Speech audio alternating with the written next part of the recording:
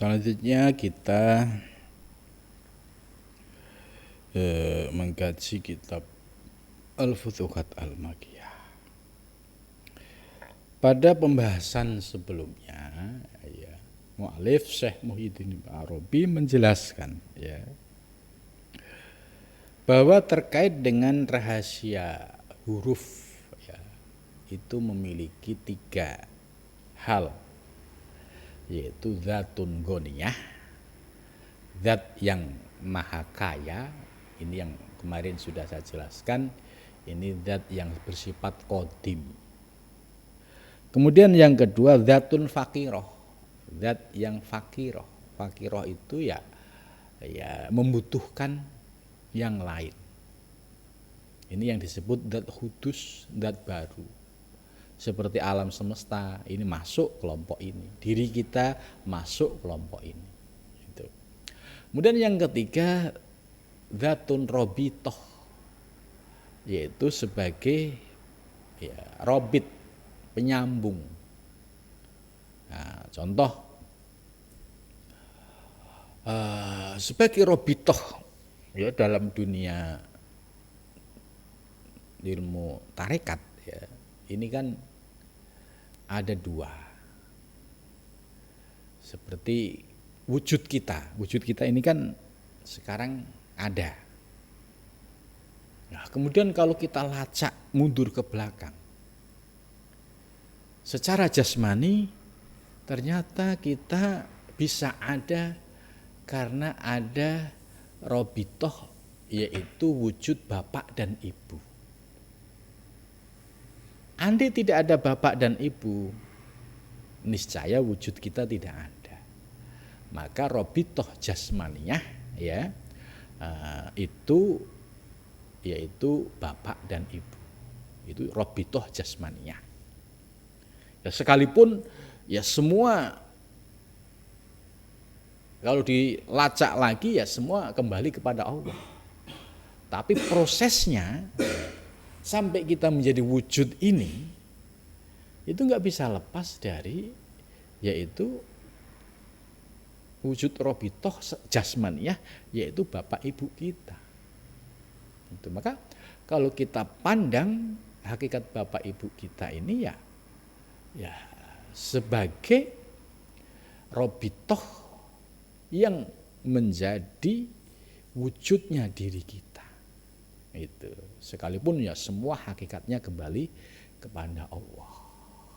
Maka dalam syariat ajaran yang diajarkan oleh Nabi, birrul walidain, kepada bapak ibu yang menjadi wajib bagi seorang anak, karena kunci anak mau sukses mau tidak itu kuncinya di birrul walidain. Itu karena wujudnya dia menjadi ada karena sebab adanya 2 orang tua. Itu.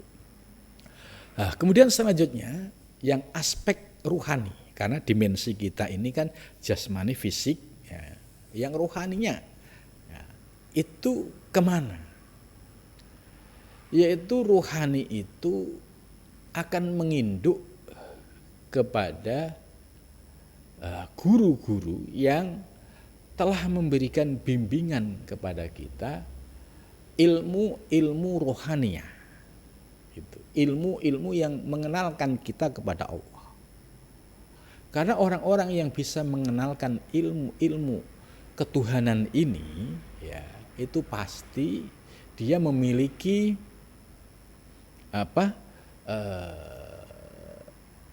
pengalaman dan juga pemahaman, dan juga dia sudah merasakan, sehingga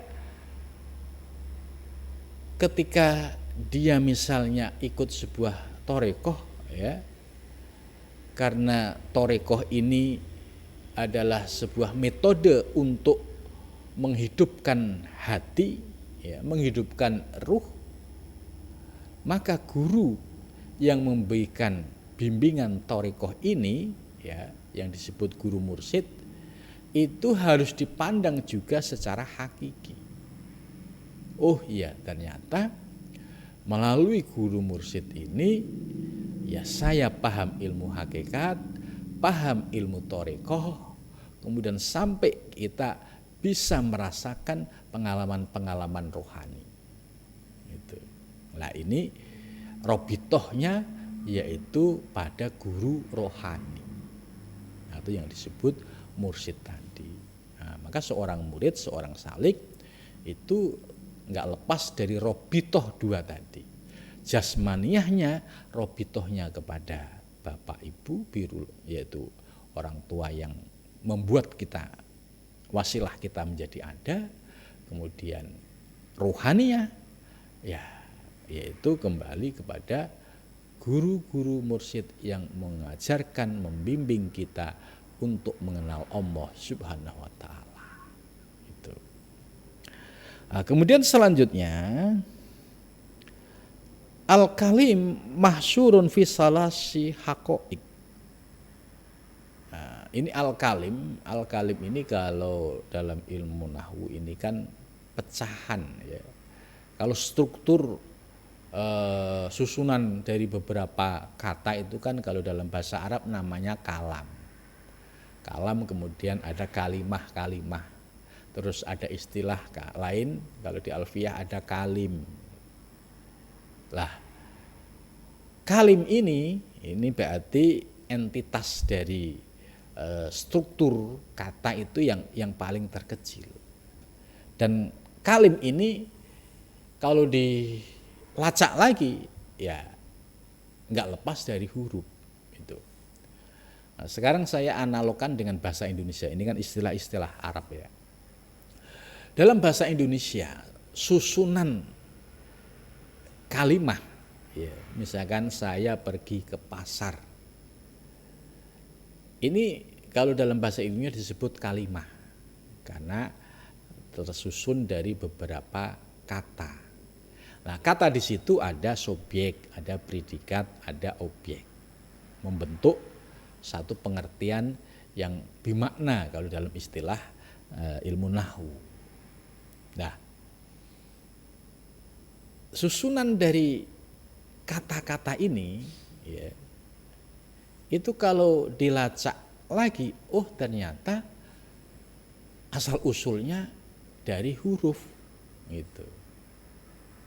Lah, mu'alif itu menjelaskan bahwa terkait dengan kata ini kalau diringkas lagi, ya, itu menjadi 3 haqaiq, 3 bagian hakikat. Pertama yaitu dzatun, wahadasun, warobitotun. Yang pertama dzatun, sebuah objek, ya, pasti ada zatnya. Kemudian yang kedua wahadasun, objek, ya, dia ada zat, pasti ini termasuk baru. Itu. Terus yang ketiga robitotun, sebagai penyambung. Karena dia wujud, ya, maka wujud yang nyata saat ini kalau dilacak asal usulnya, ya, pasti akhirnya kembali kepada Allah semuanya. Gitu. Ini kalau dilatak. Jadi wujud-wujud robitoh, ya, yang ada ini sebagai bentuk tajalli, ya, maka harus dipandang secara hakikatnya. Orang tua itu tajalli, itu, tapi harus dipandang juga dari sisi hakikatnya. Begitu juga guru, itu juga harus dipandang sebagai tajalli, dipandang secara hakikatnya. Gitu.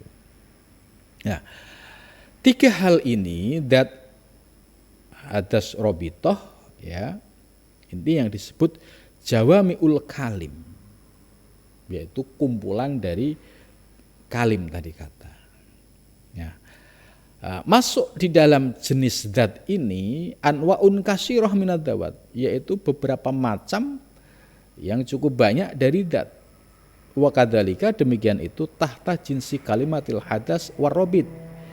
Ya, demikian itu di bawah jenisnya kalimat yang sifatnya baru dan robit. Itu. Wala tahtaju ila tafsir hadal anwa wa masakiha fi hadal kitab.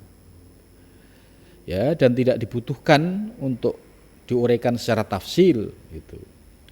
Dan waqad ittas al qaul fi hadil anwa fi tafsiril Quran lana, dan telah ittasa'a itu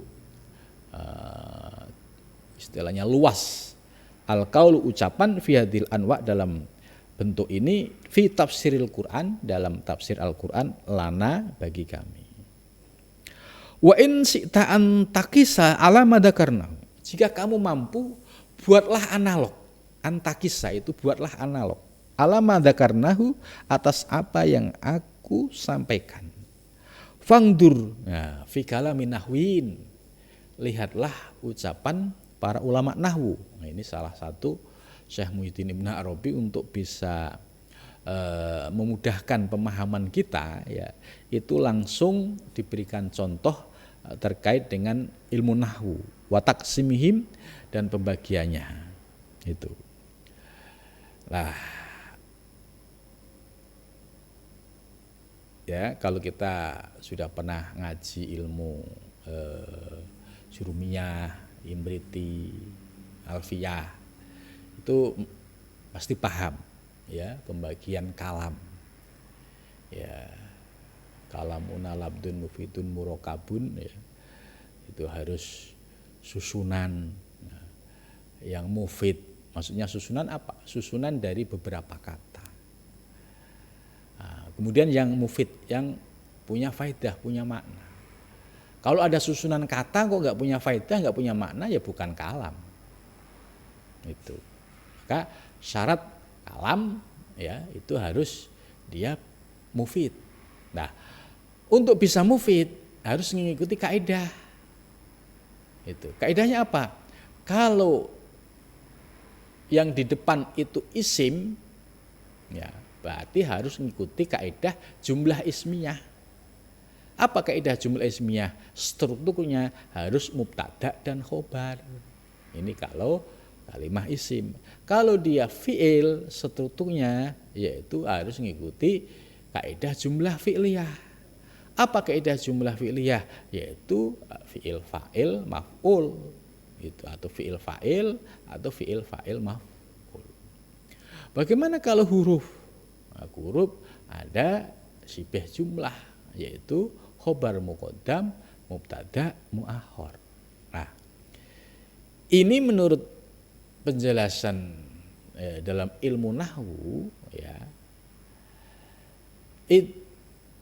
membuktikan bahwa struktur kalam ini enggak lepas dari satuan kata tadi.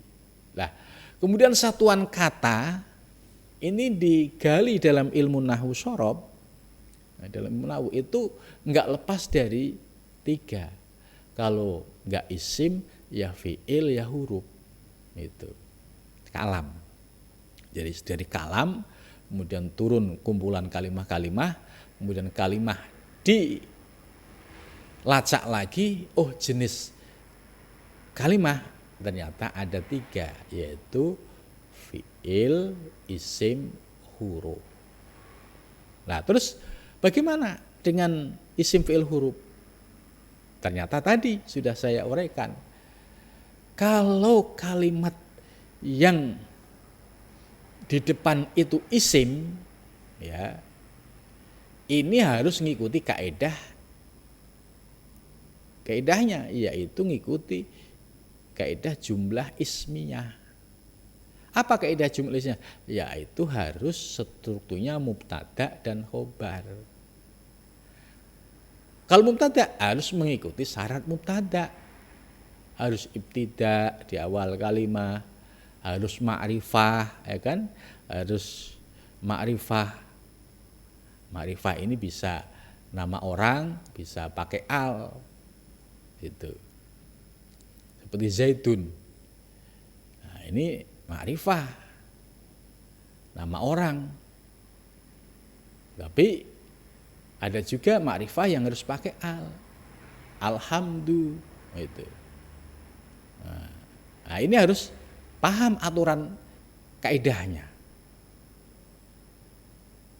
Maka kalau ada orang mau nyusun kalimah Arab nggak ngerti kaidah ini, jumlah fi'liyah ismiyah ini pasti berantakan. Kalau berantakan berarti ya bisa jadi tidak sampai pada kriteria kalam karena tidak mufid, tidak memiliki makna yang bisa dipahami gitu. Jadi ini luar biasanya Syekh Muhyiddin Ibnu Arabi mengutak-ngutik ya rahasia dari huruf naik ke kalim atau kalimah. Ternyata dikaitkan dengan ilmu nahwu jadi panjang gitu. Jadi kalau orang mau nulis kalimat Arab yang strukturnya itu rapi, ya harus paham kaidah jumlah fi'liyah, jumlah ismiyah atau sibah jumlah. Itu kuncinya di sini. Fi'liyah ya harus ada fi'il mandi, fi'il mudhari, butuh fa'il. Ya ada kalanya butuh maf'ul. Ini akhirnya melahirkan marfu'atul asma, mansbubatul asma gitu. Ini pengembangan dari ya satu rangkaian tentang jumlah fi'liyah itu. Jadi isim, fi'il, huruf itu kalau dirangkai ternyata jadi panjang. Wa kadzalika al-mantikin, begitu juga bagi orang yang ahli mantek. Fal ismu indahum huwa dat. Kalau ahli mantek isim itu yang dat. Ya, wal fi'lu indahum huwal hadas. Sedangkan fi'il itu adalah hadas, sesuatu yang baru yang menunjukkan waktu. Karena fi'il itu kan madi mudhari. Madi itu waktu lampau, mudhari itu sedang atau akan terjadi. Kemudian wal huruf indahum huwa rabithah. Lah huruf ini adalah menurut mereka huwa rabithah, penyambung. Itu. Karena huruf ini ada kalanya masuk pada isim tok, ada kalanya masuk pada fi'il tok. Maka di sini hum ar-rabithah indana. Wa ba'dul ahdas indahum bal kullu asmaun. Dan sebagian ahdas menurut mereka semua adalah asma. Seperti kal qiyam. Ya, qiyam, kata qiyam. Ini kalau dilacak ilmu nahwu ya, ini akan terurai. Qiyam ini isim masdar. Ini kalau yang sudah ngaji amsalul tasrif paham uraiannya. Oh, qiyaman, qiyam. Ini betulan Ibnu Arabi menggunakan kata qiyam. Qiyam ini kalau kita urai ya, ini isim masdar. Kemudian fi'il mandinya apa? Koma, ya kan? Kok dua huruf? Aslinya qawama ala wazni fa'ala. Kenapa kok menjadi dua huruf? Ya karena kaidahnya kalau ada ilat ya, ilat wa qawa, wa ini huruf ilat kok sebelumnya ada fathah. Ya, ini berat, maka harus huruf ilat ini diganti yang sesuai dengan harokat maqoblaha sebelumnya. Apa penggantinya? Yang sesuai dengan fathah yaitu alif. Jadilah koma itu. Kemudian yakumu, asluhu yakumu. Itu. Jadi yakumu. Kenapa? Yakumu enteng. Yakumu berat, sikol. Orang Arab enggak mau yang berat-berat di lesan. Itu. Jadi ada rumus ilmunya. Baru kiaman. Ini isim masdar. Lah, terkait dengan penjelasan Ibnu Arabi di atas tadi bahwa kalau dia isim ya itu masuk pada kriteria sebagai huwa adzat indana. Sedangkan yang fi'il madi, fi'il mudhari itu menunjukkan hadas yaitu ya waktu. Apakah waktu lampau ya past tense atau future tense atau continuous tense gitu. Begitu juga wal qu'ud. Wal qu'ud ini Ibnu Arabi yang kedua memberikan contoh kata al qu'ud. Qu'udan ini juga isim masdar, isim. Kalau dilacak asal usulnya dari mana qu'udan? Oh, dari qa'ada. Fi'il madhinya qa'ada. Ya. Qa'ada fi'il madhi. Terus mundureknya ya tinggal ditambah ya mudhoro'ah. Ya, qa'ada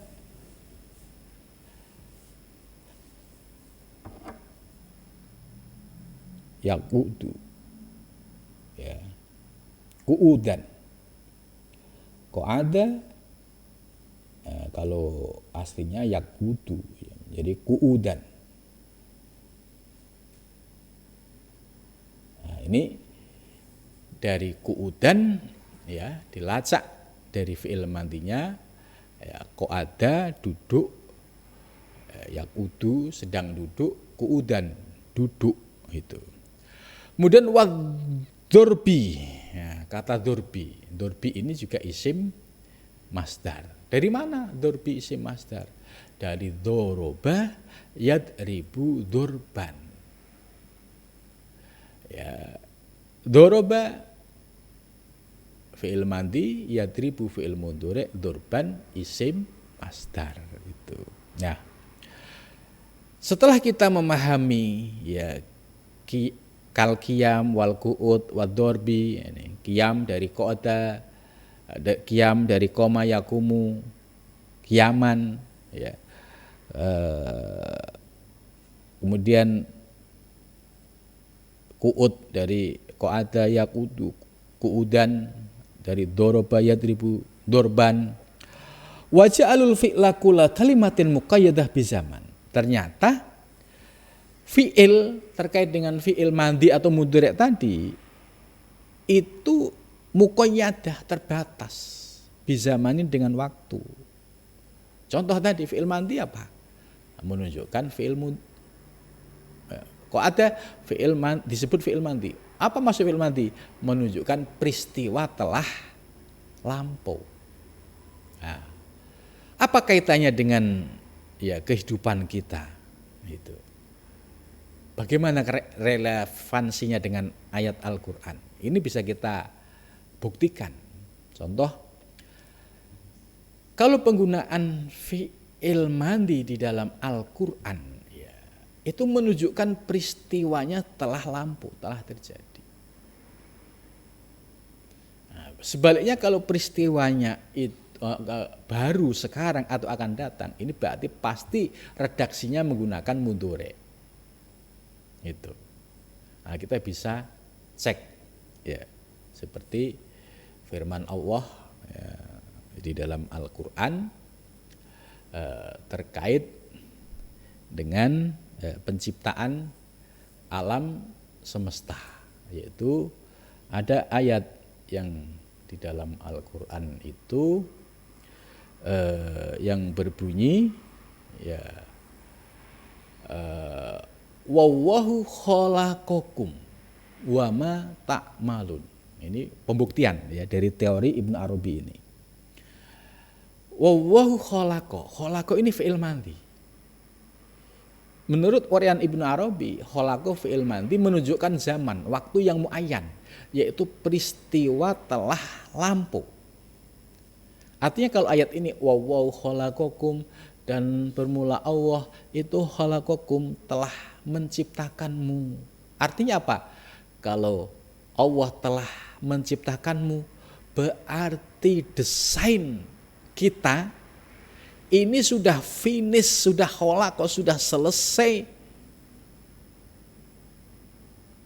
ya oleh Allah Subhanahu wa taala. Nah, maka terkait dengan teori penciptaan alam semesta, bahwa sebelum alam semesta ini ada, sebelum kita semua ini ada, ini sudah by design ditetapkan oleh Allah, yaitu pada zaman azali, yaitu di Lauhil Mahfuz.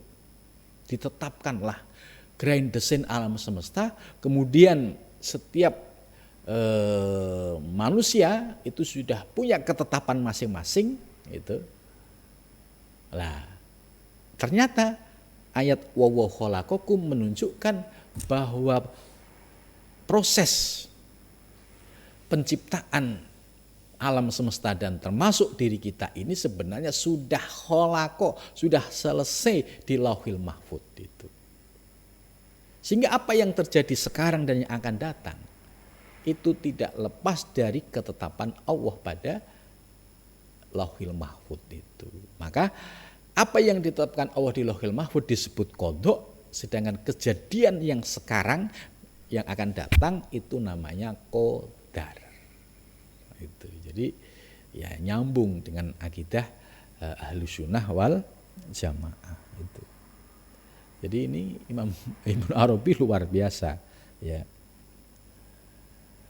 Kemudian selanjutnya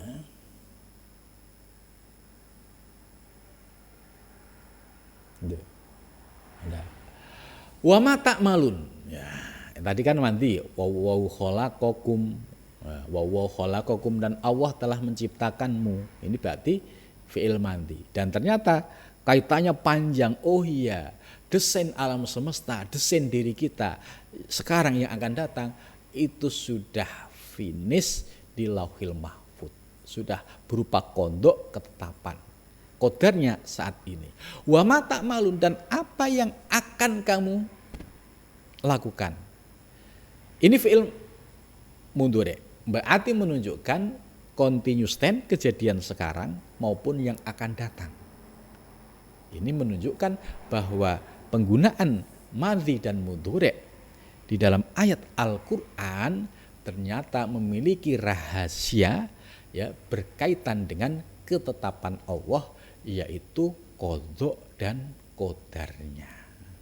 Ini satu bukti bahwa rahasia huruf dan kalimah-kalimah di dalam ayat-ayat Al-Quran kalau dikaji dari aspek asrornya itu cukup mendalam sekali. Nah, mudah-mudahan dari contoh ya wa khalaqakum wa ma ta'malun dengan penjelasan terkait isim fi'il huruf oleh Ibnu Arabi ternyata ya memiliki ya relevansi.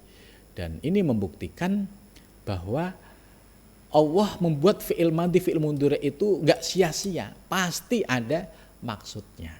Gitu. Pasti ada asrornya. Gitu. Nah inilah salah satu kita memahami ilmu hakikat yang disampaikan oleh Syekh Muhyiddin Ibnu Arabi. Mudah-mudahan dari penjelasan tadi menambah ilmu ya bagi kita dan mudah-mudahan bisa semakin yakin bahwa alam semesta ini ya sesuatu yang sudah didesain oleh Allah dan kita terus untuk mengkaji ya, untuk berpikir, untuk mendalami supaya kita menemukan rahasia-rahasia ketuhanan. Cukup sampai di sini, kita lanjutkan dengan zikir.